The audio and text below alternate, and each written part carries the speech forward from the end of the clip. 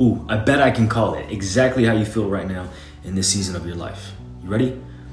So you've been living in the same pattern year after year. You've been in this never-ending cycle of you hit rock bottom, you fall back into an old addiction, old mindset, old way of living, and then you chase this kind of new thing, whether it's a 90-day challenge or you go to a new church, you get involved in a new relationship. Oh, it's a new year, so you got these new goals, thinking, yeah, this is it. This will finally fix me.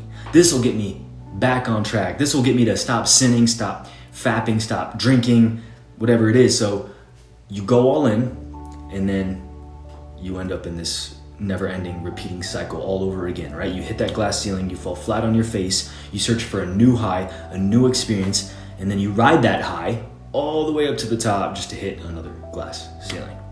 And some of y'all, this is what your spiritual life has looked like for the past 10, 20 years.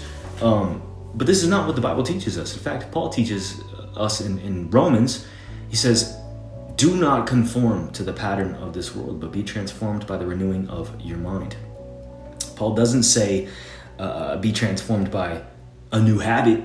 He doesn't say to be transformed by a new experience. Be transformed by a new challenge or a weekend retreat. Be transformed by going to a new city or dating a new chick. No, he says be transformed by the renewing of your mind. And it's wild because for years, scientists they've studied the brain and they've finally figured it out. They've cracked the code, and they said that the brain is in fact moldable, right? It's moldable, it's shapeable. In fact, the scientific term for this is called neuroplasticity. You know, the brain's ability to change and adapt. But God's like sitting here going, bro, I've been done saying this for thousands of years, right? We're out here calling it neuroplasticity. God calls it renewing your mind. And it's funny how science thinks they're always inventing something new, but in reality, they're really just always playing catch up with God. Anyways, the reality is this, we want God to change our lives, but we refuse to change our minds. We say things like, God, please help me to stop sinning, but we refuse to get accountability. God, please heal my marriage, but then refuse to go to counseling or pick up even a book on marriage. We'd rather just doom scroll for 3 hours before bed. Some of us out here, God bless my finances, help me to make more money, but we don't even tithe or give or invest. We don't even do any of these things. We don't give to the things that matter to God. And it's like, why would God give more money to a stingy man? Why would God bless the finances of a dude who can't even tithe a little measly 10% of his monthly income? And that's the cold hard truth right there, bro. We just, we want to pray and have God perform all the miracles in our lives. But he's saying, no, dude, I need to change the way that you even think about that first. And I kind of see it like this. So like, imagine you're holding a cup with a little crack at the bottom.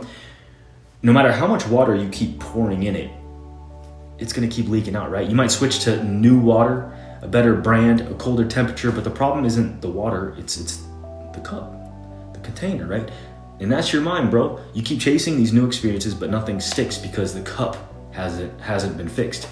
But most of us think we can keep all our own mindsets and receive a new way of life, full of new miracles and new blessings. But this isn't how God works. Again, like it's not our experiences that need to change. It's our minds and the way that we think about life. You can't come up in here and you can pray all you want, but if you keep thinking the way you always think, it doesn't matter how many new experiences God gives you, right? Stop asking God to bless the man that you are pretending to be. So let's finish this off. Drop this in the comments here, right? Write down, God, change my mind before you change my life. And once you do that, make sure you connect in with us in our free men's Christian community down below. We got 5 free courses, daily devotionals, and you can book a free one-on-one war call right now, along with newsletters that we send out 3 times a week as well. So appreciate you. Catch you on the next one. Peace always.